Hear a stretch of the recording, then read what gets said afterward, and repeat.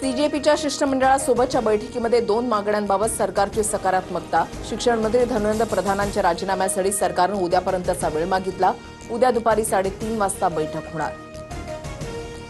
प्रधानांचा राजीनामा न झाल्यास मोदींच्या खुर्चीला धोका। 20 जुलैपेक्षा जास्त मोठं आंदोलन करणार। एका मुलावर लाठीचार्ज केला तर घरातील 4 मतं कमी होतील। सीजेपीचा सरकारला इशारा। धर्मेंद्र प्रधान गुन्हेगार शिक्षण मंत्री राजीनामा द्या। राहुल गांधींचा हल्लाबोल। पायलट गननं जखमी झालेल्या विद्यार्थ्याला माध्यमांच्या समोर आणत जखमा दाखवल्या। पायलट गनमुळे साहिलचा एक डोळा गेल्याची माहिती। दिल्लीतली 18 मेट्रो स्टेशन्स बंद। जंतर मंतरवर इंटरनेट सेवा बंद। परिसरातील दुकानं आणि छोटी हॉटेल्सही बंद किंवा अर्धवट चालू अवस्थेत। तर आंदोलनामुळे दिल्ली पोलिसांच्या सर्व सुट्ट्याही रद्द। एनटीएमध्ये मोठे फेरबदल। 47 जणांची हकालपट्टी होणार। गैरप्रकार रोखण्यासाठी गळती मुक्त प्रणाली, आउटसोर्सिंग पद्धतीमध्ये सुधारणा आणि तज्ज्ञ समितीच्या शिफारशींनुसार कारवाई केली जाणार।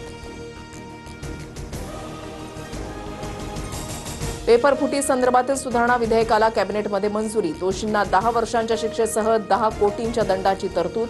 फास्ट ट्रॅक कोर्टामध्ये 3 महिन्यात सुनावणी पार पडणार। सूत्रांची माहिती।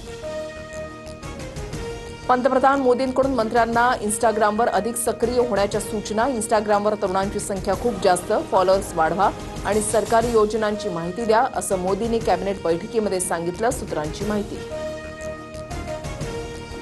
दिल्लीतील विद्यार्थ्यांच्या आंदोलनाला पाठिंबा देण्यासाठी आदित्य आणि अमित ठाकरे रस्त्यावर। शिवाजी पार्कात विद्यार्थ्यांच्या उपस्थितीमध्ये राष्ट्रगीत गायन। उद्धव ठाकरेही सहभागी। रविवारी तिरंगा मोर्चा निघणार। मुख्यमंत्री देवेंद्र फडणवीस विठ्ठलाच्या पूजेसाठी पंढरपुरात दाखल। फडणवीसांनी सपत्नीक टाळ मृदंगाच्या तालावर ठेका धरला तर मंत्र्यांसह वारकऱ्यांसोबत फुगडी खेळण्याचा आनंदही लुटला।